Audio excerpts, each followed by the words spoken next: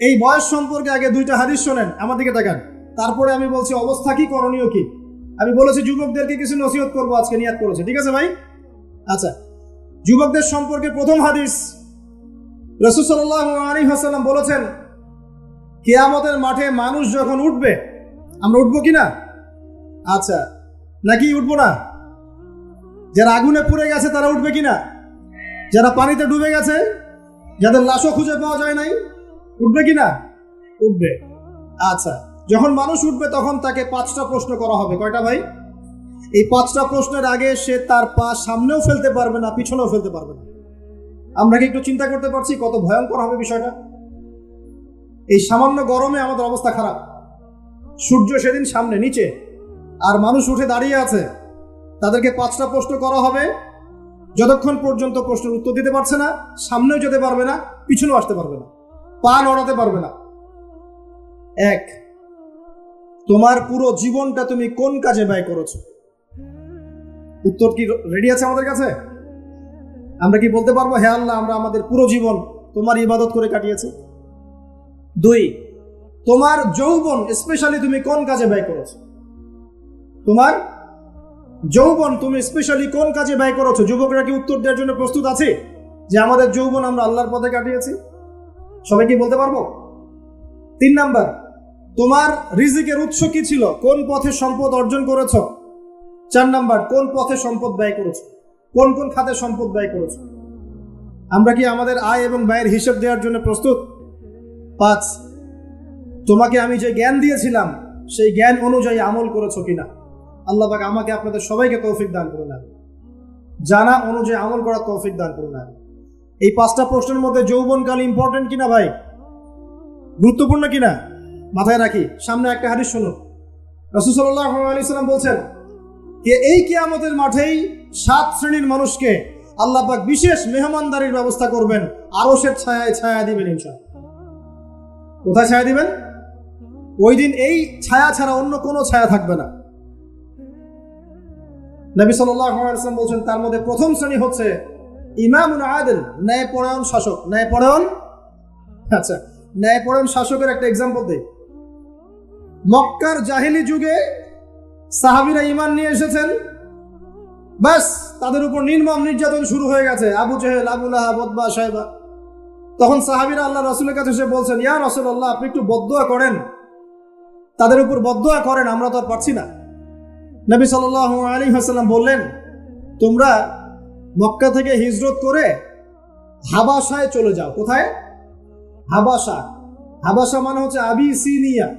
Abyssinia মানে এখনকার Ethiopia, Eritrea. নাম শুনেছেন কি? বিশেষ কোচিং তো করছেন অনেকে। আফ্রিকা মহাদেশের একটা ছোট্ট দেশ ইরিত্রিয়া, ওখানে চলে যাও। তখন বলেছিলেন তিনি হাবাসায় চলে যাও। সাহাবীরা জিজ্ঞাসা করছেন হাবাসায় কেন? নবী সাল্লাল্লাহু আলাইহি ওয়াসাল্লাম বলছেন সেখানে একজন খ্রিস্টান ন্যায়পরায়ণ শাসক আছেন যার রাজ্যে কেউ জুলুমের শিকার হয় না। কি বললাম বলেন তো? হাবাসায় কে আছেন? একজন মুসলিম না খ্রিস্টান? খ্রিস্টান ন্যায়পরায়ণ শাসক আছেন যার রাজ্যে কেউ জুলুমের শিকার, মুসলমান নন এমন একজন শাসকের প্রশংসা করে আমাদের নবীজি বললেন তার রাজ্যে কেউ জুলুমের শিকার হয়। সুবহানাল্লাহ। সাহাবীরা সেখানে হিজরত করলেন। নেতৃত্ব দিয়েছেন জাফর বিন আবি তালিব রাদিয়াল্লাহু আনহু। সে সাহাবী বাদশা নাজাশী, তার নাম ছিল বাদশা নাজাশী, তার সামনে দাঁড়িয়ে সূরা মারিয়াম তেলাওয়াত করেছিলেন। ওই সূরা মারিয়ামে ইয়াহইয়া, জাকারিয়া, ঈসা, তার মা, এই গল্প ঘটনাগুলো আছে। এই সূরার তেলাওয়াত শুনে বাদশা নাজাশীর চোখ দিয়ে পানি পড়তে পড়তে দাড়ি ভিজে গিয়েছে। শেষে তিনি ঈমান নিয়ে আসেন, মুসলমান হন, আলহামদুলিল্লাহ। আমাদের নবীজি তার জানাজার নামাজ পড়েছিলেন, আমাদের নবীজি তার গায়েবানা জানাজার নামাজও পড়েছেন, বলেন সুবহানাল্লাহ। এখানে একটা পয়েন্ট খালি বলতে চাই, একজন অমুসলিম শাসক সম্পর্কে আমাদের নবীজি মন্তব্য করেছিলেন তার রাজ্যে কেউ জুলুমের শিকার হয় না। আর আজকের দিনে সারা বিশ্বের কোনো কোনো ক্ষেত্রে মুসলিম শাসকদের ব্যাপারেও এই কথা বলা যায় না যে তার রাজ্যে কেউ জুলুমের শিকার হয়। আল্লাহ পাক বলছেন আরশের ছায়া আমি ছায়া দিব 7 শ্রেণীর মানুষকে। কয় শ্রেণী? তার মধ্যে প্রথম শ্রেণী হচ্ছে ইমামুন আদিল, ন্যায়পরায়ণ শাসক। আল্লাহ পাক আমাদের সমস্ত শাসকদেরকে ন্যায়পরায়ণ হওয়ার তৌফিক দান করুন। 2 নাম্বার, সেই যুবককে আমি সেখানে আশ্রয় দিব যেই যুবক তার যৌবনকালটা আল্লাহর পথে কাটিয়ে দিয়েছে। এবার কি হাদিসটা আপনি পেয়েছেন? এর আগের হাদিস কি শুনলেন? পা নড়াতে পারবেন না যতক্ষণ পর্যন্ত এই প্রশ্নের উত্তর না দিচ্ছেন যৌবনকাল কোন পথে ব্যয় করেছেন। এখন যদি আল্লাহর পথে ব্যয় করেন তাহলে আরশের ছায়া ছায়া পাচ্ছেন, আলহামদুলিল্লাহ। বাকিগুলো কারা কারা একটু বলে দেই। 3 নম্বর হচ্ছে সেই ব্যক্তি যে একজন আরেকজনকে মহব্বত করে, এক ব্যক্তি আরেক ব্যক্তিকে মহব্বত করে শুধুমাত্র আল্লাহর সন্তুষ্টির জন্য। কথা কি বুঝতে পারছেন? এই মহব্বত আমার এই ছেলে মেয়ের ফ্রি মিক্সিং না, কথা বুঝতে পারেন? দিনের খাতিরে মহব্বত, আল্লাহর জন্য মহব্বত, আল্লাহর জন্য ঘৃণা। 4 নম্বর এমন ব্যক্তি যে এত গোপনে দান করে যে তার বাম হাত জানে না ডান হাত কি দান করেছে। আমরা তো এখন 1 টাকা দান করলে 100 টাকা ফুটাই। ফেসবুক আছে, মারাত্মক একটা জিনিস ফেসবুক, মানে এটা মানুষকে আর মানুষ রাখে নাই। যে ব্যক্তি ফেসবুকে আসক্ত তার সাথে কথাবার্তা বলা, লেনদেন, চলাফেরা খুব ডিফিকাল্ট। মানে কি বোঝেন আগে কথাটা? কেন ডিফিকাল্ট? কারণ সে এত বেশি আসক্ত এখানে যে পান থেকে চুন ঘষলে সে আপনাকে পাবলিকলি ধুয়ে রেখে দিবে। কিছু হইলে আপনাকে ফেসবুকে টেনে নিয়ে আসবে, ফেসবুকে সবাইকে বলবে উনি আমার সাথে এই কাজ করছে। আপনি বলারও টাইম পাবেন না যে আপনি নির্দোষ। খুব মুশকিল না এগুলা? আল্লাহ মাফ করুক আমাদেরকে।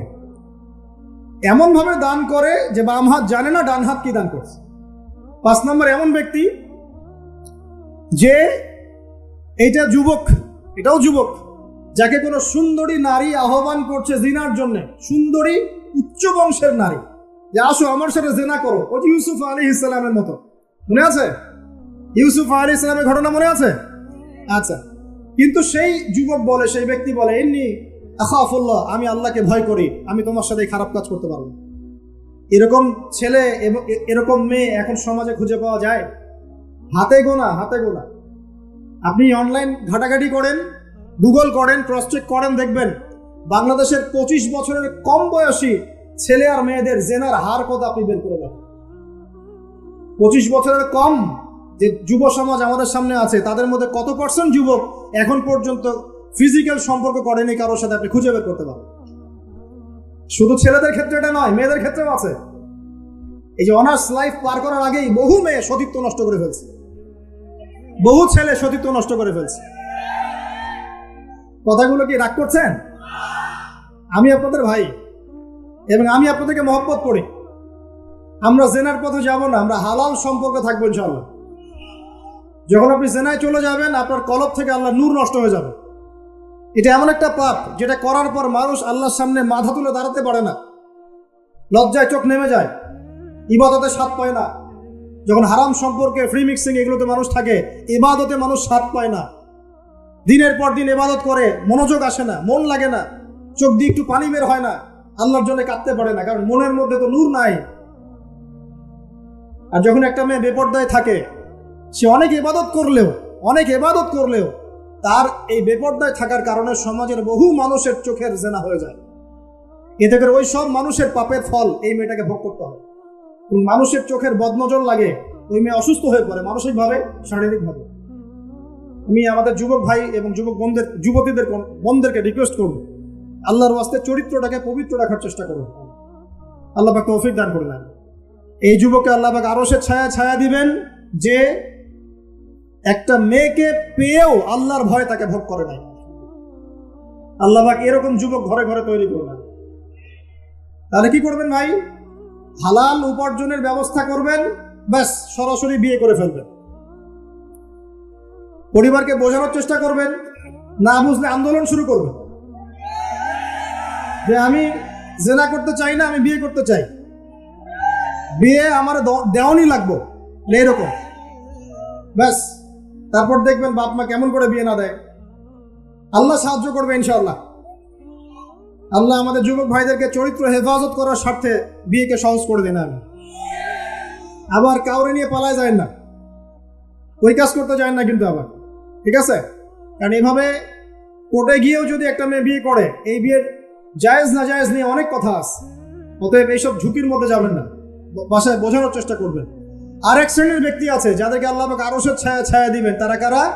যারা গোপনে আল্লাহকে স্মরণ করে কাঁদতে পারে। বলে সুবহানাল্লাহ। এখন এই দুটো হাদিসের মধ্যে যুবকদের অবস্থান কি পেয়েছেন? আচ্ছা, আরেকটা শোনা, এবার শোনা। নবী সাল্লাল্লাহু আলাইহি ওয়াসাল্লাম বলেছেন 5টা জিনিস আসার আগেই 5টা বিষয়কে মূল্যায়ন করো। 1, তোমার বার্ধক্য আসার আগেই তোমার যৌবনকে মূল্যায়ন করো। যৌবনের গুরুত্ব পেলেন তো এবার? তোমার মৌত আসার আগেই তোমার জীবনকে মূল্যায়ন করো। সচ্ছল থাকা অবস্থাতেই অসচ্ছলতাকে মূল্যায়ন করো, অসচ্ছলতা আসার আগেই সচ্ছলতাকে মূল্যায়ন করো। অসুস্থতা আসার আগেই সুস্থতাকে মূল্যায়ন করো। এবং এই যে কথাটা বললাম যে তোমার বার্ধক্য আসার আগেই যৌবনকালটাকে মূল্যায়ন করো। এই হাদিসগুলোর মধ্যে আমরা সংক্ষিপ্ত পরিসরে যৌবনকালের গুরুত্ব পাচ্ছি কিনা ভাই? এখন এই যৌবনকালটা আমাদের কাটানো উচিত আল্লাহ পাকের ইবাদতের মধ্য দিয়ে। এই যৌবনকালটা আমাদের কাটানো উচিত কয়েকটা বিষয়ের মধ্য দিয়ে। তার মধ্যে আমি 10টা পয়েন্ট আপনাকে বলবো। কয়টা ভাই? 10টা। 1, এই যৌবনকালে সবার আগে আমাদের কর্তব্য হচ্ছে দ্বীনের ইলম অর্জন করা। কি করা ভাই? দ্বীনের ইলম অর্জন বলতে আমি কি বোঝাচ্ছি? দ্বীনি ইলম অর্জন বলতে আপনাকে আমি বোঝাচ্ছি যে কমপক্ষে কোরআনটুকু তেলাওয়াত করতে শিখুন, হাদিসগুলো পড়তে শিখুন, ইসলামী বইপত্র পড়াশোনা করুন, পাশাপাশি জেনারেল সাবজেক্টগুলোও পড়াশোনা করুন। এদিকে আপনি এগিয়ে যান, এদিকেও এগিয়ে যান, দুই দিকে আগাতে থাকেন। এর পাশাপাশি বরেণ্য ওলামায়ে কেরামদের সোহবতে থাকার চেষ্টা করেন। যারা রিনাউন্ড এবং বরেণ্য ওলামায়ে কেরাম, তাদের সোহবতে থাকার চেষ্টা করেন। ইলম অর্জনের অনেক ধাপ আছে। শুরু করেন কোরআন তেলাওয়াত দিয়ে, তারপরে আস্তে আস্তে হাদিসে যান, কোরআনের তাফসিরে যান, ইতিহাস পড়েন, ইসলামের ইতিহাস পড়েন, ইসলামিক অর্থনীতি পড়েন, রাসূলের জীবনী সিরাত পড়ে দেখেন, ইসলামিক ফিকহের বইগুলো পড়ে দেখেন। আস্তে আস্তে গ্র্যাজুয়ালি আপনি সামনে যাবেন। এই সিলেবাসটা আপনি কোত্থেকে পাবেন? এই সিলেবাসটা দেখবেন প্রত্যেক জেলায় জেলায় বরেণ্য কওমি ওলামায়ে কেরাম আছেন না, তাদের সাথে পরামর্শ করবেন, আপনাকে সুন্দর সিলেবাস করে দিবেন ইনশাআল্লাহ। এইভাবে আপনি পড়াশোনা করবেন এবং ওস্তাদের সাথে থেকে পড়াশোনা করবেন। একা একা সবকিছু করা যায়? একা একা সবকিছু করা যায় না। একটা সিলসিলা লাগে, একটা ওস্তাদের সোহবত লাগে নাকি? একা একা কি কোরআন সুন্নাহ সব বুঝে ফেলতে পারবেন আপনি? তাই মনে হয়? কখনোই না। অতএব বরেণ্য আলেমদের সোহবত লাগবে, আবার আপনার চেষ্টাও লাগবে। আল্লাহ পাক তৌফিক দান করুন। এই যৌবনকালের প্রথম কাজ কি ভাই? ইলম অর্জন করা। 2 নাম্বার, এই যৌবনকালে আমরা যে পরিমাণ ফিজিক্যালি ফিট থাকি, শরীরে শক্তি থাকে, উদ্যম থাকে, আমাদের বয়সটা 40-50 হয়ে গেলে সেটা থাকবে না। থাকবে? অতএব এই যৌবনকালে বেশি বেশি ইবাদত করতে থাকেন। আল্লাহ পাক তৌফিক দান করুন। এই যৌবনকালে 5 ওয়াক্ত নামাজ তো পড়বেনই, এর পাশাপাশি নফল নামাজগুলো পড়ার চেষ্টা করবেন। এর পাশাপাশি আপনি চেষ্টা করবেন তাহাজ্জুদের ওয়াক্তে একটু নামাজ পড়ার জন্য, কমপক্ষে 2 রাকাত, অ্যাটলিস্ট 2 রাকাত নামাজ তাহাজ্জুদের সময় পড়ার চেষ্টা করি। আল্লাহ আমাকে তৌফিক দেখ, আপনাদের সবাইকে তৌফিক দান করুন। ওই সময় আপনি যে দোয়াই করবেন আল্লাহর কাছে কবুল হবে ইনশাআল্লাহ। যে দোয়াই করবেন আল্লাহ কবুল করবেন ইনশাআল্লাহ, যদি আপনার রিজিকটা কি হয়? হালাল হয়। হারাম রিজিক দিয়ে ইবাদত কবুল হয়? হারাম রিজিকের দোয়া কবুল হয়? কবুল হয় না। 3 নাম্বার, এই যৌবনকালে আমরা রাসূলের সুন্নতের উপর বেশি আমল করবো ইনশাআল্লাহ। করা যাবে ইনশাআল্লাহ? তাহলে নিয়াত করতে পারি যে ইনশাআল্লাহ চেহারাগুলো পরিবর্তন হবে। চেহারা পরিবর্তন মানে কি? হ্যাঁ, রাখা যাবে না? এখনো গজায় নাই। প্রত্যেক সপ্তাহে আপনাকে নবীর সুন্নতের উপর এরকম করে কুরবানি এবং জবাই করতে কে বলেছে? নবী সাল্লাল্লাহু আলাইহি ওয়াসাল্লামের সুন্নতকে জবাই করাটা কি ভালো কাজ? হ্যাঁ বলেন তো। আমরা তো এমন অনেক নাপিত ভাইদেরকে চিনি যারা এই ধরনের বক্তব্যগুলো শুনে আলহামদুলিল্লাহ জীবন পরিবর্তন করেছেন। তার দোকানে লিখে দিয়েছেন এখানে চুল কাটা হয়, দাড়ি শেভ করা হয় না। খুশি হন নাই? মুসলিমদের কথা বলছি, অমুসলিমদেরকে নিয়ে আমাদের চিন্তা নাই তো? চিন্তা আছে? একটা কথা মনে রাখবেন, একটু কথাটা মনের কান দিয়ে শোনেন। দাড়ি হচ্ছে একমাত্র ভিজিবল সুন্নত। দাড়ি হচ্ছে একমাত্র ভিজিবল সুন্নত। ভিজিবল মানে কি? যা দেখা যায়। দাড়ি একমাত্র ভিজিবল সুন্নত, দৃশ্যমান সুন্নত, যেটা নিয়ে আপনি আমি কবরে যাব ইনশাআল্লাহ। আর কোন সাইন দেখে বোঝার বুদ্ধি নাই এই ব্যক্তি কত বড় মুসলিম, কত বড় সুন্নতের পাগল ছিল। খালি কপালের সেজদার দাগ আর চেহারার দাড়ি বাকি থাকবে। কথা বুঝতে পারছেন ভাই? নিয়াত করা যায় একটু দাড়ি ছেড়ে দিব, নাকি দাড়ি রাখলে চাকরি পাবেন না? দাড়ি রাখলে মেয়ে দিবে না নাকি? তো যে মেয়ে দাড়ি রাখলে বিয়ে করতে চায় না তাকে বিয়ে করারও দরকার নাই। আর দাড়ি রাখলে যে চাকরি আপনাকে ছাড়তে হয় ওই চাকরিও করার দরকার নেই। চাকরির মধ্যে সব রিজিক আপনার মনে হয়? রিজিকের সবচেয়ে বড় অংশ আছে কিসের মধ্যে? বিজনেসের মধ্যে। যারা বিজনেস করে তাদের আন্ডারেই লক্ষ লক্ষ মানুষ চাকরি করে। বাংলাদেশে যে ইকোনমিক সিস্টেম, এই ইকোনমিক সিস্টেমের মূলে কারা জানেন? ব্যবসায়ীরা। কারা? বড় বড় ব্যবসায়ীরা। এমন অনেক ব্যবসায়ী আছেন যাদের একজনের জাকাতের টাকা দিয়ে একটা গ্রামের মানুষের খাওয়ানো যায়।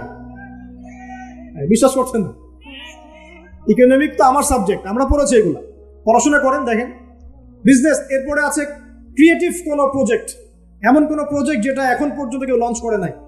এখন অনলাইনে অনেকে আয় করেন না, আজকে থেকে 20 বছর আগে মানুষ এটা করেছিল। এখন অনেক মানুষ বাহির থেকে পড়াশোনা করে দেশে এসে এই যে ডেইরি প্রজেক্ট করছে, পোল্ট্রি করছে, নতুন নতুন অনেক প্রজেক্ট করছে না? কৃষিভিত্তিক অনেক কাজ করছে। তারা কি সচ্ছল না? আমি একজন ভাইয়ের কথা জানি, যিনি আলহামদুলিল্লাহ আল্লাহর এই অধম বান্দার ওয়াজ শুনে সুদের চাকরি ছেড়ে দিয়েছিলেন। চাকরি ছেড়ে দিয়ে তিনি চায়ের বিজনেস শুরু করে, চায়ের বিজনেস।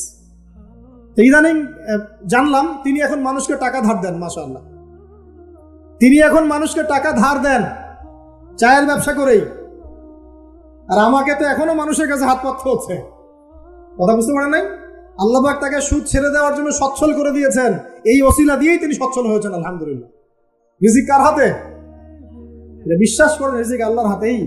আল্লাহ পাক চাইলে আপনাকে বেহিসাব রিজিক দিবেন ইনশাআল্লাহ। অতএব সুন্নতকে বিসর্জন দিয়ে নয়, সুন্নতে থাকেন, আল্লাহ পথ খুলে দিবেন ইনশাআল্লাহ। আল্লাহ পাক তৌফিক দান করুন। যুবক ভাইদেরকে বলছিলাম, তাহলে প্রথম কাজ আমাদের ইলম অর্জন করা, তারপরে কি ভাই? নামাজের পাবন্দ হওয়া, আর নামাজ ফরজের পাশাপাশি নফলগুলোও চর্চা করা। 3 নম্বর বলেছি রাসূলের সুন্নতের উপর একদম ইস্তেকামা, দৃঢ়ভাবে আমল করা। আর সুন্নত শিখতে হলেই তো 3 দিনের জন্য বেরিয়ে যান, 7 দিনের জন্য, 40 দিনের জন্য বেরিয়ে যান। সুন্নত শিখিয়ে আপনাকে বাসায় পাঠাই দেবে ইনশাআল্লাহ। পড়াবে না? অনেক মানুষ মনে করে যে তাদের ওখানে গেলে আমার আকীদা নষ্ট হয়ে যাবে, হ্যাঁ, তাই না? তারা বিভ্রান্ত। হ্যাঁ, নাউজুবিল্লাহ। স্বপ্নে পাওয়া ধর্ম, অনেকে টিটকারি মারে, স্বপ্নে পাওয়া ধর্ম। এইসব ব্যাঙ্গের ছাতার মতো আদর্শের দিকে মুখ ফিরাবেন না। মাকবুল জামা, যেগুলো মাকবুল জামা, ক্লাসিক্যাল ইসলাম, এর মধ্যে থাকেন, আপনি বিভ্রান্ত হবেন না। তারা আপনাকে কখনো খারাপ কাজে আদেশ করেছে? কত চোর ডাকাত মদখোর মানুষ সেখানে গিয়ে 5 ওয়াক্ত নামাজি হয়ে গেছে, সুদের ব্যবসা ছেড়ে দিয়েছে, মাদক ছেড়ে দিয়েছে, আল্লাহর ওলি হয়ে গেছে আলহামদুলিল্লাহ। তো আপনাকে তারা সুন্নত শিখিয়ে বাসায় পাঠিয়ে দিবে। এছাড়া আপনি অন্যভাবে শিখতে চাইলে শিখবেন, সমস্যা কি? যদি মাদ্রাসায় পড়ার তৌফিক থাকে তাহলে পড়বেন। সবাই কি মাদ্রাসায় পড়ার তৌফিক পাবে? পাবে না। নিঃসন্দেহে কিছু মানুষ তৌফিক পাবে, কিছু মানুষ হয়তো পাবে না। যারা পাবে না তারা দিন শিখবে কিভাবে? এভাবেই তো শিখবে। সুন্নতের উপর আমল করতে হবে, এটা সবচেয়ে বড় কথা। আল্লাহ পাক আমাদের সবাইকে সুন্নাহর উপর আমল করার তৌফিক দান করুন। 4 নম্বর ভাই, যৌবনকালে আমরা আমাদের সময়গুলোকে মূল্যায়ন করবো ইনশাআল্লাহ। কথা বুঝতে পারছি ভাই? সময় মূল্যায়ন কেমন? আপনার দিন রাতের একটা রুটিন থাকবে, এলোমেলো লাইফ লিড করবেন না। এই যে আমরা, আল্লাহ মাফ করুক, আমরা এখন 3টায় 2টায় 4টায় ঘুমাই, 12টা 1টা 2টায় উঠি, নাউজুবিল্লাহ। এতে করে কি আমাদের রুটিন লাইফটা ঠিক আছে? আমাদের খাওয়ার ঠিক নাই, আমাদের ঘুমের ঠিক নাই, আমাদের মানে খাবারের যে অভ্যাস, খাদ্যাভ্যাসও ঠিক নাই। আমরা একটু খেলাধুলা আগে করতাম, সেটাও এখন করি না। সারাদিন ফোন নিয়ে বসে থাকি, আর এই যে ইউটিউব ফেসবুকে বসে থাকি। গোল হয়ে বসে লুডো খেলে। গোল হয়ে কি করে? লুডো খেলে, অনলাইনে গেমস খেলে, অনলাইনে পাবজি খেলে, ফ্রি ফায়ার খেলে। আগে তো তাও ছেলে পেলে একটু ফুটবল খেলতো, ক্রিকেট খেলতো, আমরাও তো খেলেছি। ওই সময় তাও আলহামদুলিল্লাহ আমাদের ফিজিক্যাল ফিটনেস অনেক ভালো ছিল। এখন ওগুলো বাদ দিয়ে যে মানুষ পর্নোগ্রাফি দেখছে, লুডো খেলছে, পাবজি খেলছে, ফ্রি ফায়ার খেলছে, সারাদিন অনলাইনে বসে অথর্বর মতো বসে আছে, এটা কি ভালো হচ্ছে? এই জন্য অ্যাটলিস্ট ফজরের নামাজ পড়ে, জিকির আজগার করে, পড়াশোনা করে, আধা ঘন্টা 1 ঘন্টা একটু খেলাধুলা করলে কি সমস্যা? একটু ফুটবল খেলেন, দৌড়াদৌড়ি করেন, জগিং করেন, একটু ব্যায়াম করেন। আল্লাহ পাক আপনাদের যৌবনে বরকত দান করুন, আমিন। এই কাজগুলো করতে হবে কিনা? ভালো না খারাপ? করেন। আর নিয়মতান্ত্রিক লাইফ লিড করবো আমরা।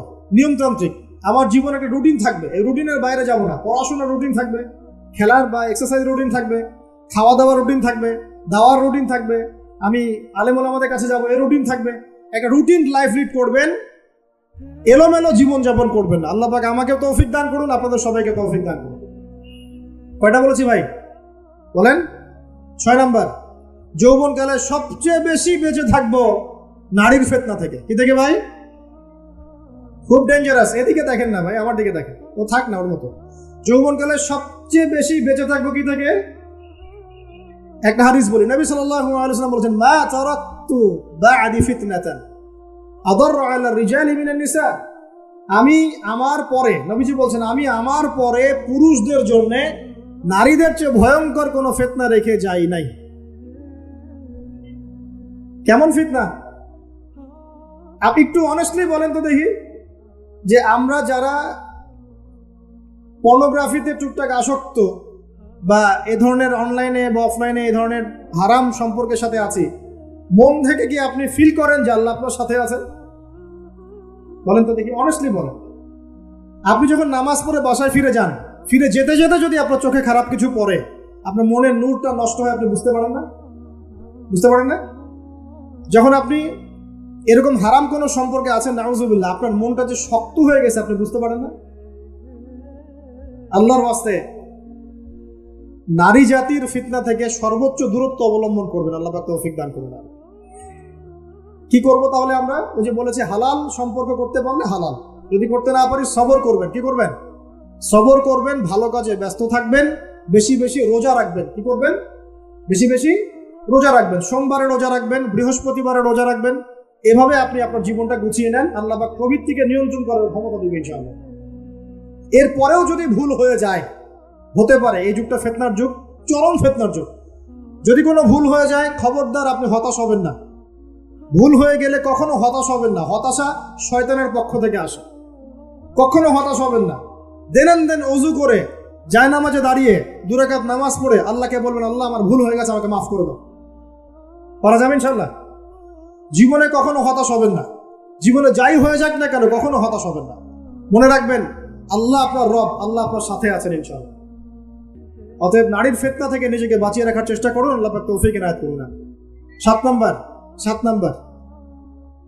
নাম্বারটা হচ্ছে, এই সমাজ আপনাকে যেভাবে শেখায়, কিভাবে শেখায়? এই যে স্কুল, কলেজ, ইউনিভার্সিটি, চাকরি, বিয়ে, সন্তান প্রতিপালন, আর তারপর ইন্না লিল্লাহি ওয়া ইন্না ইলাইহি রাজিউন, এই তো শেখায় নাকি? সবসময় মনে রাখবেন যে আল্লাহ রাব্বুল আলামিনের পরিকল্পনাই আপনার উপরে সবচেয়ে বেশি অগ্রাধিকার যোগ্য, সমাজের পরিকল্পনা নয়। পরিবার আপনাকে চাপ দিচ্ছে, চাকরি পাস না, পড়াশোনা করিস না, হ্যাঁ পড়াশোনায় কেন তুই 80 নম্বর পাইলি না, কেন চান্স পেলি না, কবে চাকরি পাবি, কবে আমাদেরকে দেখবি, খাওয়াবি, পড়াবি, এই যে চাপগুলো চারপাশ থেকে আসে কিনা? এতে করে অনেক যুবক দেখা যায় মাদকাসক্ত হয়, অনেকে দেখা যায় আত্মহত্যা করছে ইদানিং, করছে কিনা ভাই? এই শব্দটা থেকে আমি এই পয়েন্টটা আজকে লিখেছিলাম যে ভুলেও আল্লাহর প্রতি বিশ্বাস এবং তাওয়াক্কুল হারাবেন না। সমাজ যেভাবে শেখায়, সমাজ চারপাশে যে চাপ আপনাকে দিচ্ছে, এই চাপে নিজে গা ভাসিয়ে দিবেন না। আপনি আল্লাহর কাছে দোয়া করবেন, আল্লাহর কাছে পথ চেয়ে নেবেন এবং আল্লাহর প্রতি তাওয়াক্কুল ভরসা করবেন। কখনো আত্মহত্যার পথ বেছে নেবেন। কি হয়েছে? 80 নম্বর পান নাই তো কি হয়েছে? আপনি চেষ্টা করেছেন কিন্তু চান্স পান নাই তো কি হয়েছে? চেষ্টা তো করেছেন আপনি চেষ্টা করেছেন ইউনিভার্সিটিতে চান্সের জন্য, আপনি চান্স পাইনি, চেষ্টা করেছেন না আপনি, বাস চেষ্টা করেছেন, পাই নাই, তাকদিরে ছিল পাই নাই, বাস আমি আমার চেষ্টা করেছি। কখনোই আত্মহত্যার পথ বেছে নেবেন না। আর আমরা পিতা মাতাদেরকে রিকোয়েস্ট করব, কোনো অবস্থাতেই সন্তানকে এত বেশি চাপ দিবেন না যে সন্তানটার এই কোমরটাই ভেঙে চলে। এই সমস্যাগুলো দিন দিন বাড়ছে সমাজের মধ্যে। কেন এত চাপ দিচ্ছেন? তার প্রতিভা কোথায় খুঁজে বের করুন। তাকে জোর করে কেন টেনে লম্বা করার চেষ্টা করছেন? আমাদের সমাজে বাচ্চা হয়ে গেলেই তার পিঠে একটা সিল মেরে দেই, হয় ডাক্তার না হলে ইঞ্জিনিয়ার। কেন? এর বাইরে কোনো প্রফেশন নাই? আমার সন্তানকে হয় ঢাকা বিশ্ববিদ্যালয়ে চান্স পেতে হবে, না হলে বুয়েটে, না হলে এখানে। আর এখানে পড়লেই আমার সে ছেলে বা আমার মেয়ে একদম সবচেয়ে বড় জ্ঞানী হবে, অন্য কোনোভাবে হবে না, এটা গ্যারান্টি দেওয়া আছে? যারা সভ্যতা বিনির্মাণ করেছেন তারা কয়জন বড় বড় ডিগ্রি সার্টিফিকেট পেয়েছেন? খুঁজে বের করে দেখেন, খুঁজে বের করে। আমরা ফিলোসফির মধ্যে যে ফিলোসফারদের হিস্ট্রি পড়েছিলাম, তাদের মধ্যে বেশিরভাগই দেখা যায় স্কুলেও যায় নাই, কলেজেও যায়। আছে না এমন? আছে।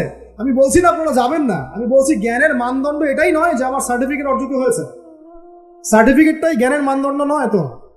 হ্যাঁ, প্রতিযোগিতার একটা জগৎ আছে, আমাকে সেই জগৎ উতরাতে হবে। আপনি চেষ্টা করবেন, যদি না হয় তাকদীরে ছিল, হয় নাই, বাস হয়। আমাকে আল্লাহ পাঠিয়েছেন তার ইবাদত করার জন্য, এখানে আত্মহত্যা করার জন্য আল্লাহ আমাকে পাঠান না। আমার জীবন যদি দিতেই হয় তাহলে আল্লাহর জন্য দিব ইনশাআল্লাহ। ঠিক আছে কথা? ব্যাস, দুনিয়ার জন্য নয়। আল্লাহ পাক বোঝার তৌফিক দান করুন। কটা বললাম? 7টা না 8টা? 7টা। 8 নাম্বার, 8 নম্বরটা ইম্পর্টেন্ট এবং এটা আপনাদের জন্য মজাদার। সেটা হলো 8 নম্বরটা বেশি ইম্পর্টেন্ট। এটা হচ্ছে দিনের পথে চলার ক্ষেত্রে আপনি অনেক রকম মতবাদ পাবেন সামনে। কেউ বলবে আমারটা সঠিক, কেউ বলবে না ওরটা নয়, আমারটা সঠিক, কেউ বলবে না আমার দলটা সঠিক, কেউ বলবে না ওর সংগঠন সঠিক। এগুলো আপনার কান ভারী করে ফেলবে একদম। তখন মনে হবে যে আগেই ভালো ছিলাম রে ভাই, নামাজ পড়তাম না, এখন নামাজ পড়া শুরু করে দেখলাম যে আরে হাতটা বাঁধবো কোথায় এটাই তো ফিক্স করতে পারতেছে না। এখন আমার কিছু তো অভিজ্ঞতা আছে ভাই, নাকি ভাই? ওর আলোকে একটা কথা বলি, সেটা হলো সমাজে কিছু ইখতিলাফি মাসআলা আছে, এই মাসআলাগুলো কানেও ঢুকাবেন না। আপনি ইবাদতের মধ্য দিয়ে আল্লাহকে পাওয়ার চেষ্টা করবেন। এবং চিরায়ত একটা ইসলাম আমরা ফলো করছি না, এই ইসলামের মধ্যে এমন কিছু নাই যেটা আপনাকে জাহান্নামে নিয়ে যাবে, এমন কিছু না। হ্যাঁ, প্রত্যেকটা ঘরানার মধ্যে কিছু বিভ্রান্ত মানুষ থাকতে পারে, এমন কিছু মানুষ এমন আমল করছে যে আমলটা হয়তো কোরআন এবং হাদিসে নাই। এটা তার সমস্যা, কোরআন সুন্নাহর সমস্যা নয়। কথা বুঝতে পারছেন? এটা তার সমস্যা, সে এটাকে সেই বেদাতটা করছে, সেই শিরকটা করছে। তার মানে এই নয় যে কোরআন হাদিস আমাকে শিরক শিখিয়েছে, বেদাত শিখিয়েছে।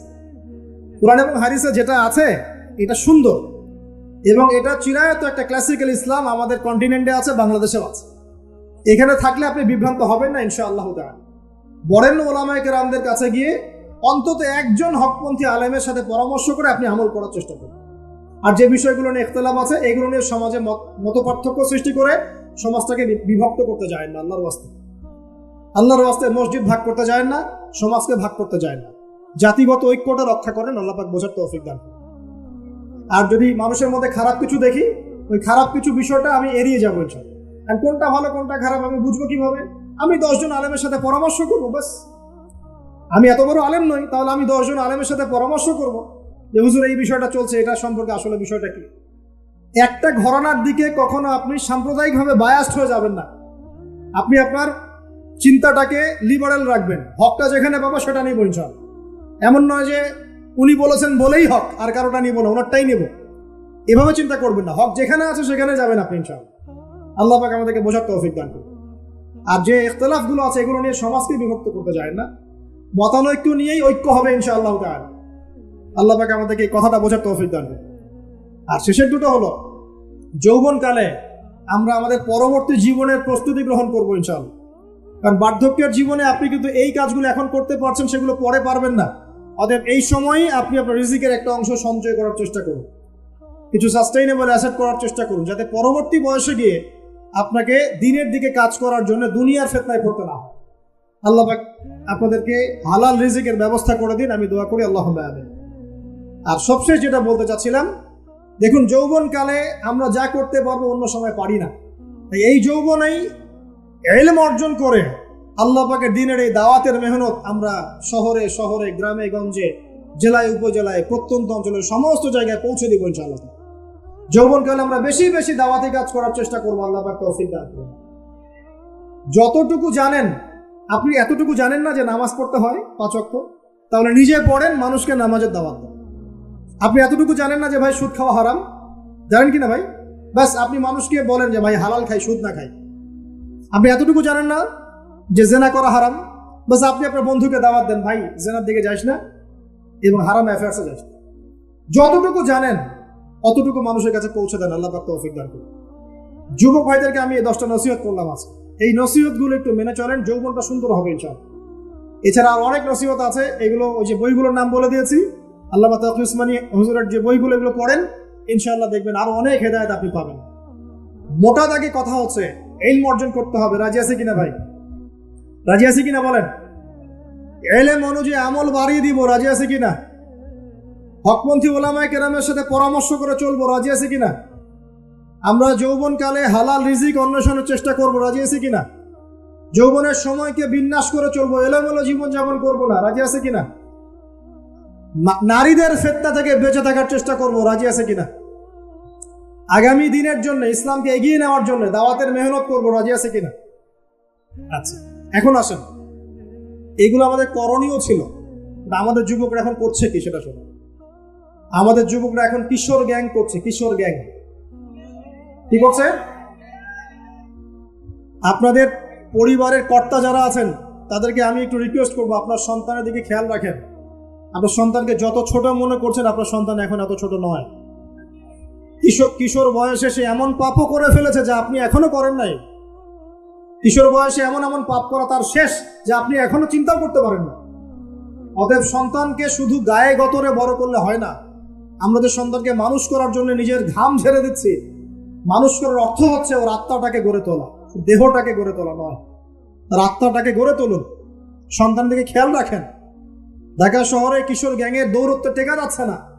রাস্তাঘাটে ছিনতাই করছে, মাদক সেবন করছে, মানুষের সম্পদ মোবাইল ধুপ করে কেড়ে নিয়ে দৌড় দিচ্ছে, এক গ্যাং আরেক গ্যাংয়ের সাথে মারামারি করছে।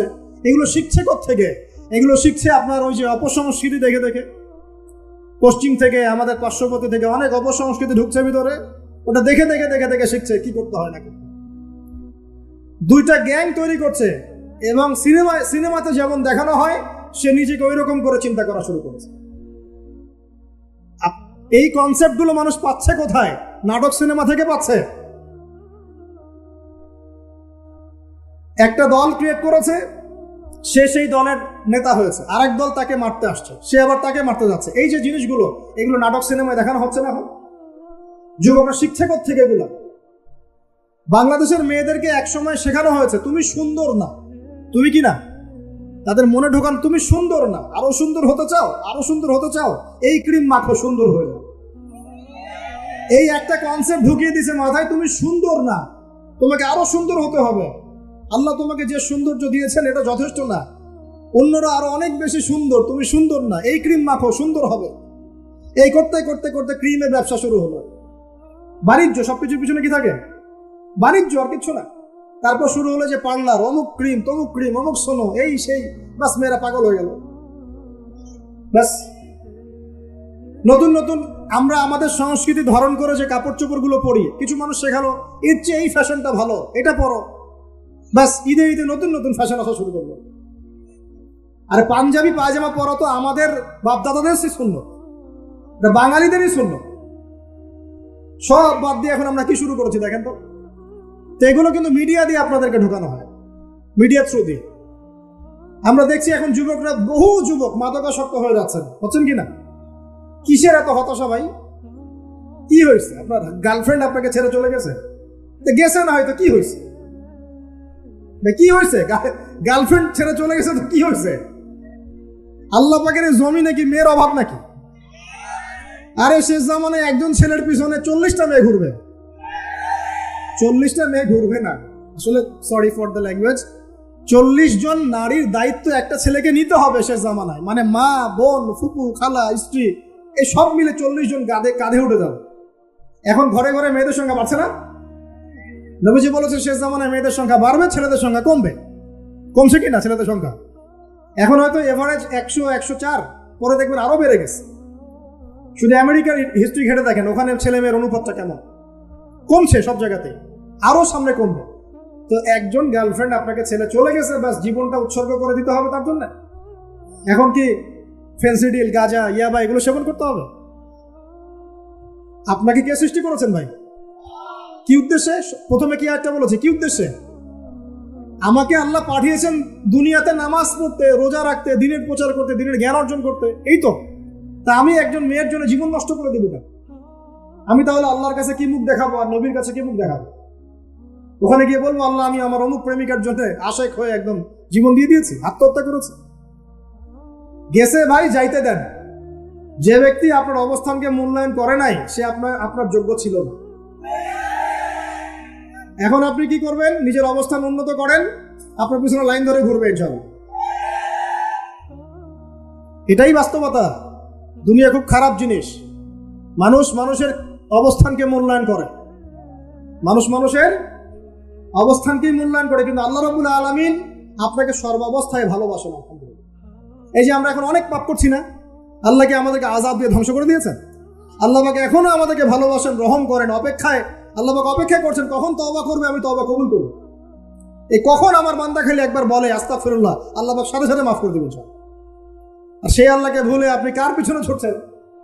আমরা কিন্তু নিয়াত করতে পারি ভাই যে আমরা যারা ওয়াজ শুনলাম জীবনে কোনোদিন সিগারেটে হাত দিব না ইনশাআল্লাহ। রাজি আছি ভাই? অন্য বড় বড় জিনিস তো বহু দূরের কথা। আচ্ছা, অনেকে রাজি হয় নাই কেন? আপনারা কি অলরেডি আসক্ত? আমি অনেক ভাইকে দেখেছি মাশাআল্লাহ ইফতার খুলেই একদম বেনসন টানা শুরু করে। হ্যাঁ, এটা যে হারাম আপনাদের কেউ ওয়াজ করে শোনায় নাই? এটাকে কি মনে করেন আপনারা, হারাম না হালাল? কেউ বলেছে মাকরু, নাকি মাকরু ফতোয়া দিয়েছে? মাকরু শব্দের অর্থ জানেন আপনি? মাকরু শব্দের অর্থ কি একটু শোনেন। সূরা বনী ইসরাইল খুলবেন। কোন সূরা? সূরা বনী ইসরাইল। আল্লাহ পাক বলছেন আমি বনু ইসরাইলকে এই কাজগুলো করতে নিষেধ করেছি। কোন কোন কাজ? জেনা করো না, জেনার ধার কাছে যেও না, এতিমের মাল আত্মসাৎ করো না, শিরিক করো না ইত্যাদি। যারা আলেম আছেন তারা আমার কথা বুঝবেন। এই কাজগুলোর পরে আল্লাহ পাক বলছেন যে এই প্রত্যেকটা কাজ আল্লাহর কাছে মাকরুহ, অপছন্দ। কিসের? অপছন্দ। আর এটাকে আপনি সহজ মনে করছেন? নিয়াত করি আল্লাহ পাকের সন্তুষ্টির জন্য আমরা কোনোদিনও মাদকের সাথে সম্পৃক্ত হব না ইনশাআল্লাহ। আর বিশ্বাস করেন, শুধুমাত্র মাদকদ্রব্য নিয়ন্ত্রণ অধিদপ্তর এই আইন কানুন এগুলো দিয়ে জরিমানা দিয়ে মানুষকে মাদক ছাড়ানো যাচ্ছে না, যাবে না। কেন যাবে না এটা আপনারা খুব ভালো করেই জানেন, আমি বলতে চাচ্ছি না। অনেক সময় মাদক বিরোধী কনসার্ট করে মানুষ, মাদক বিরোধী কনসার্টে ওঠার আগে এক বোতল ডাইল খেয়ে আসে। এগুলো কি বাস্তব কথা বলছি না অবাস্তব কথা বলছি? আমাদের যুবক ভাইরা কোশ্চিন কালেও মাদকের ধার কাছে যাবেন না ইনশাআল্লাহ। একটা হাদিস খালি মনে রাখেন, এই হাদিসটা মনে রাখেন। নবী সাল্লাল্লাহু আলাইহি ওয়াসাল্লাম বলেছেন, কেউ যদি মাদকদ্রব্য সেবন করে তার 40 দিনের নামাজ কবুল হবে না। সিগারেট একটা খেয়েছি, 40 দিন নামাজ নাই। এরপর যদি সে তওবা করে আল্লাহ মাফ করে দিবে। আবার যদি মাদক খায় আবার 40 দিন কবুল হবে। যদি আবার তওবা করে আল্লাহ মাফ করে দিবে। আবারও যদি খায় আবারও 40 দিন কবুল হবে না। আবারও তওবা করলে আল্লাহ আবার মাফ করে দিবে। চতুর্থবার সে যদি মাদক খায়, আল্লাহ রাসূল সাল্লাল্লাহু আলাইহি ওয়াসাল্লাম বলেন আল্লাহ পাক কিয়ামতের মাঠে তাকে তিনাতুল খাবাল পান করাবেন। কি পান করাবেন? তিনাতুল খাবাল। সাহাবীরা বললেন, ইয়া রাসূলুল্লাহ, এটা কি তিনাতুল খাবাল? কি? নবী সাল্লাল্লাহু আলাইহি ওয়াসাল্লাম বলেন, এটা হচ্ছে জাহান্নামীদেরকে আযাব দেওয়ার পর তাদের রক্ত মাংসের যে পুঁজ বের হবে, এই যে ড্রিঙ্কস, জাহান্নামের হার্ড ড্রিঙ্কস, এই ড্রিঙ্কসের নাম হলো তিনাতুল খাবাল। আল্লাহ পাক আমাদের সবাইকে মাদক থেকে বাঁচিয়ে রাখুন। হতাশা মাদক দিয়ে দূর হয় না। হতাশা দূর হবে, বলে দিব, 3টা জিনিস, মাত্র 3টা। কয়টা ভাই? 1, 5 ওয়াক্ত নামাজ। এক কি? নামাজে আপনি ওযু করে সিজদা দেন, ইনশাআল্লাহ আপনার মনে প্রশান্তি না আসলে আমাকে এসে বলেন যে আসে না। চোখের পানি, মনের আবেগ যা আছে আপনার ভিতরে, কষ্ট, দুঃখ, যন্ত্রণা সব আল্লাহকে ঢেলে দিবেন ইনশাআল্লাহ। নিজের আবেগ ধরে রাখবেন এখানে, আপনি আল্লাহর জন্য ঢেলে দিবেন। মানুষকে আবেগ দেখে কি লাভ? মানুষ আপনার চোখের পানির মর্ম বুঝবে? মানুষ কি মানুষের চোখের পানির মর্ম বুঝে?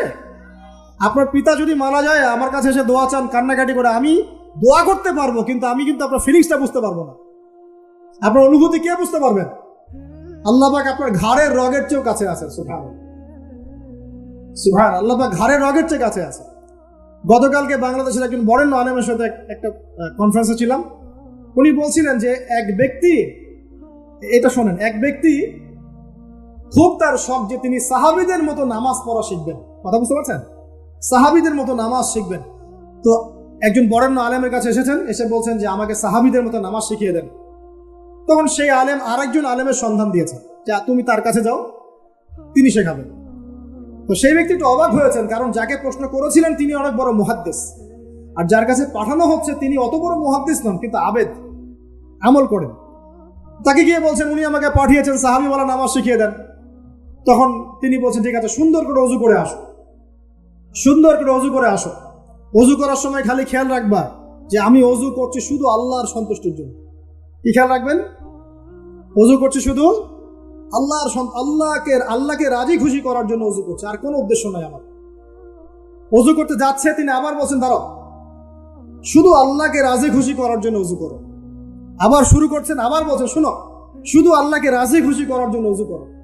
এভাবে বলতেই আছেন, নামাজে দাঁড়িয়েছেন, দাঁড়ানোর আগে বলছেন শুনো, শুধু আল্লাহকে রাজি খুশি করার জন্য নামাজ পড়ো।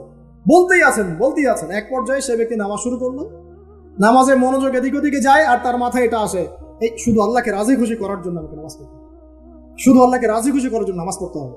এই চিন্তা তার মনের মধ্যে ঘুরপাক খাচ্ছে। এভাবে নামাজটা সে শেষ করেছে। শেষ করে চিন্তা করছে যে নামাজ তো পুরোপুরি মনোযোগ দিতে পারলাম না। বারবার মাথার মধ্যে এরকম চিন্তা আসছে, আল্লাহ আমাকে তো মাফ করে দাও, নামাজটা আমার মনে হলো না ঠিক মতো। তখন সে ফিরে এসে তার সে ওস্তাদকে বলছেন, আমার তো নামাজ এরকম করে পড়লাম, কিন্তু শেষমেশ মনে হলো যে নামাজটা হয়তো কবুল হয় নাই, আল্লাহর কাছে খুব মাফ চাইলাম, আল্লাহ আমাকে মাফ করে দাও, নামাজটা মনে হলো না। তখন সেই যে প্রথম ব্যক্তি যিনি পাঠিয়েছেন তিনি বলছেন, এটাই হলো সাহাবী বলা নামাজ। তারা আল্লাহকে রাজি খুশি করার জন্য নামাজ পড়তেন, নামাজ শেষ করে আল্লাহর কাছে ইস্তেগফার করতেন, আল্লাহ কিছুই হলো না, কিছুই হলো। আর কথা কি বুঝতে পারছেন? অতএব আল্লাহকে রাজি খুশি করার জন্য আপনি আপনার আবেগ, আপনার ইবাদত সব ঢেলে দিবেন, অন্য কারো কাছে কিছু পাওয়ার আশা করবেন। অতএব নামাজ আপনার মাদকের দিকে যাওয়া লাগবে না, নামাজই আপনার হতাশা দূর করে দিবে ইনশাআল্লাহ। 2 নাম্বার আমল হচ্ছে কোরআন তেলাওয়াত। যে ব্যক্তি কোরআন তেলাওয়াত করতে পারে নিয়মিত, তার মনের মধ্যে এই হতাশা, এই ভীরুতা, এই কাপুরুষতা কিচ্ছু আসবে না ইনশাআল্লাহ। আমি গ্যারান্টি দিচ্ছি আপনাকে, হতাশা আসবেই না আপনার মনে, যদি আপনি কোরআন বুঝতে পারেন। কোরআনের একটা আয়াত নিয়ে কোনো সময় দেখা যায় 2-3 ঘন্টা সময় পার হয়ে যাচ্ছে, আয়াতটা ছেড়ে সামনে যেতে পারছি না।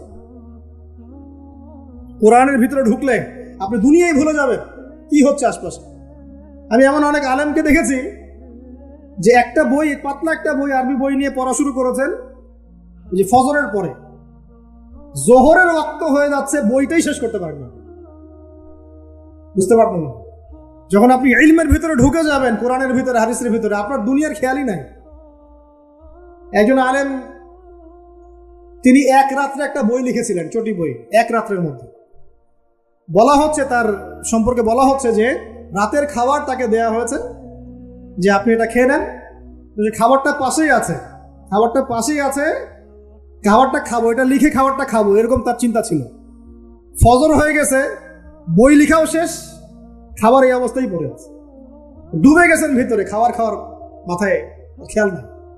এরকম হয়। একজন মনীষী, বিখ্যাত মনীষী, রিয়াদুস সালেহিন কিতাবের রাইটার, সংকলক আল্লামা নববী রাহিমাহুল্লাহ, এরকম সারা রাত চলে গেছে, পাশে 2টা খেজুর, ওই 2টা খেজুর খাওয়ারই সময় পান, হাদিস নিয়ে গবেষণা করতে রাত পার হয়ে গেছে। আমি বলতে চাচ্ছি, যখন ইলমের ভিতরে, কোরআন হাদিসের ভিতরে ঢুকে যাবেন, আপনার দুনিয়ার খেয়াল আপনার চলে যাবেন সব, এই টেনশন, হতাশা, এই সেই বাদ। তখনই আল্লাহ পাক আপনাকে তার পক্ষ থেকে রহমত দিবেন, বরকত দিবেন, আল্লাহ আপনার দুনিয়ার কাজগুলো করে দিবেন। কারণ কেউ আপনার দুনিয়ার ওই কাজটা করে দিয়েছে, কেউ ওই কাজটা করে দিয়েছে, কেউ বাসায় খাবার পাঠিয়ে দিয়েছে, আল্লাহ পাকই এগুলো করাই দিবেন ইনশাআল্লাহ। তো প্রিয় ভাইরা, মাদকে যাব না আল্লাহর কাছে আসবো? 2 নাম্বার কোরআন তেলাওয়াত, 3 নাম্বার আল্লাহর জিকির। 3 নাম্বার কি ভাই? আল্লাহর জিকির। চলতে ফিরতে সব সময় মুখ চলতে থাকবে, মুখ না চললেও মনে মনে মন তাজা থাকবে, মনে মনে জিকির হতে থাকবে। মনে মনে জিকির করতে পারেন? মুখ নড়বে না, কিন্তু মনে মনে আপনার একটা জিকির হতে থাকবে, সুবহানাল্লাহ, আলহামদুলিল্লাহ, লা ইলাহা ইল্লাল্লাহ, আল্লাহু আকবার। পারা যাবে? পারে। মানুষের মন কখনো চুপ করে থাকে না, কিন্তু মানুষের মন অলওয়েজ কিছু না কিছু চিন্তা করতে থাকে না, যতক্ষণ না ঘুমায় মানুষ। তো প্রিয় ভাইরা, বেশি বেশি জিকির করবো, সুবহানাল্লাহ, আলহামদুলিল্লাহ, লা ইলাহা ইল্লাল্লাহ, আল্লাহু আকবার, লা হাওলা ওয়ালা কুওয়াতা ইল্লা বিল্লাহ, এগুলো চলতে থাকবে। আল্লাহ পাক তৌফিক দান করুন। আমরা আমাদের সমাজে যুবকদেরকে এরকম টিকটকে দেখছি, অনলাইনে আসক্ত দেখছি, জেনায় আসক্ত দেখছি, পর্নোগ্রাফিতে আসক্ত দেখছি। আমরা দেখছি আমাদের যুব সমাজকে মাদকে আসক্ত, কিশোর গ্যাংয়ে আসক্ত। এইগুলো কি আমাদের কাম্য ছিল ভাই? আমাদের কাম্য ছিল? এই অবস্থায় কি যুব সমাজ আল্লাহ পাকের দিনের পতাকা হাতে নিয়ে আল্লাহর জমিনে দিন কায়েম করতে পারবে কিনা? একটু আমাকে উত্তর দেন দেখি। এখন এই অবস্থায় পারবে? অতএব অবস্থার উন্নতি করতে হবে কিনা? উন্নতির জন্য রাজি আছি কিনা ইনশাআল্লাহ? আমরা চাই কি আল্লাহ পাকের দিনটা আল্লাহর জমিনে প্রতিষ্ঠা লাভ করুক, আল্লাহর দিন সবার ঘরে ঘরে পৌঁছে যাক, আল্লাহ পাকের দিনের যে সৌন্দর্য সবাই সেটাই, এই সৌরভটা সবাই পাক, আমরা চাই কিনা? সমাজে শান্তি প্রতিষ্ঠা হোক, আবার সেই রাসূলের মতো যুগ চলে আসুক, আমরা চাই কিনা? অতএব আমাদের সবাইকে যৌবনের এই প্রলোভনগুলো থেকে বেরিয়ে এসে আল্লাহ পাকের ইবাদতে আত্মনিয়োগ করতে হবে। আল্লাহ পাক আমাদের সবাইকে তৌফিক দান করুন, বলি আমিন।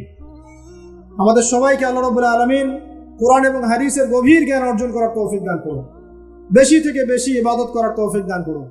আল্লাহ পাক সবাইকে হারাম সমস্ত রিজিক থেকে বাঁচিয়ে রাখুন, জেনা, ব্যভিচার এবং নারীর ফিতনা, মাদক থেকে আল্লাহ বাঁচিয়ে রাখুন। আল্লাহ পাক আমাদের সবাইকে হালাল রিজিক, হালাল সম্পর্ক যথেষ্ট করে দিন। আল্লাহ পাক আমাদের সবাইকে যেন দিনের দাওয়াতের মেহনত করার তৌফিক দান করেন এবং আলেম ওলামার সাথে পরামর্শ করে দিন শেখার এবং বোঝার তৌফিক দান করেন। আচ্ছা, আমার কাছে কিছু প্রশ্ন উত্তর আছে, এইগুলোর উত্তর দিয়ে আমি ইনশাল্লাহ শেষ করব। আপনারা শান্তভাবে বসুন। আর লেকচার শেষ করার আগে দুটো বিষয় বলে শেষ করছি, একটু মনোযোগ দিন। একটা হচ্ছে আমাদের যুবতী দিনী বোনদের জন্য, এখানে বোনরা আছেন না? আছেন কি না? দিনী বোনরা আছেন? একটা নসিহত দিনী বোনদের জন্য আমি একটা নসিহত করতে চাচ্ছি, একটা নসিহত। আমার এই একটা নসিহত একটু মন দিয়ে শুনুন প্রিয় দিনী বোন। এদিকে দেন, ওইদিকে দেন, ঘরে। রাসূলুল্লাহ সাল্লাল্লাহু আলাইহি ওয়াসাল্লাম আমাদের দিনী বোনদের জন্য জান্নাতে যাওয়ার একটা ফর্মুলা বলে দিয়েছেন। আমি কি বলবো সেটা? আচ্ছা, রাসূলুল্লাহ সাল্লাল্লাহু আলাইহি ওয়াসাল্লাম বলেছেন আমাদের দিনী বোনেরা, আমাদের মায়েরা, এই নারী জাতি মাত্র 4টা কাজ করলে জান্নাতের যে কোনো দরজা দিয়ে ইচ্ছা প্রবেশ করতে পারবে। খুশি হন নাই? কয়টা কাজ? মাত্র 4টা। এক, যদি আমাদের দিনী বোনেরা 5 ওয়াক্ত নামাজটা ওয়াক্তমতো পড়ে, আল্লাহ পাক তৌফিক দান করুন, বলি আমিন। 2 নাম্বার, যদি তারা রমাদান মাসের রোজাটাকে ঠিক মতো আদায় করতে পারে। 1 নাম্বার 5 ওয়াক্ত নামাজ ঠিকঠাক আদায় করা। 2 নাম্বার রমজান মাসে সাওম রাখা। 3 নাম্বার তাদের লজ্জাস্থানের হেফাজত করা, মানে শরঈ পর্দা মেনটেন করা, শরঈ পর্দা মেনটেন করা। এবং আমি বলে দেই, চেহারাটা আপনাদের পর্দার অন্তর্ভুক্ত।